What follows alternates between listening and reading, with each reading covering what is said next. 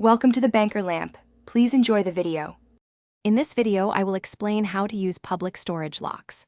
First, let's explore the various lock types commonly found at storage facilities. Then, we'll cover the correct way to install your chosen lock for maximum security.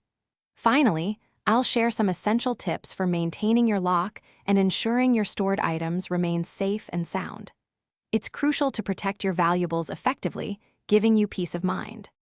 When selecting a lock, disc locks are highly recommended due to their design, which makes them very resistant to bolt cutters. Shrouded shackle padlocks also offer excellent protection by minimizing shackle exposure. Some units might feature built-in cylinder locks, which are convenient but ensure they meet your security standards. Always prioritize a lock with a high security rating and robust construction for peace of mind.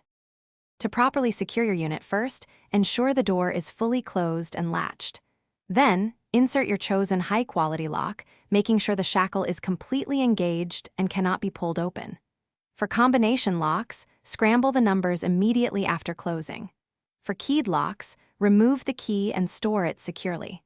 Always double-check the lock's integrity before leaving your unit. Maintaining your lock is simple but important.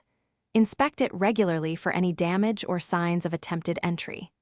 Annually, apply a small amount of graphite lubricant to the keyhole or moving parts to ensure smooth operation and prevent seizing. Never share your lock's combination or key with anyone you don't fully trust.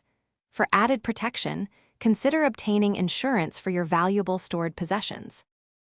Thanks for watching. If this was helpful, leave a like and consider subscribing. See you next time.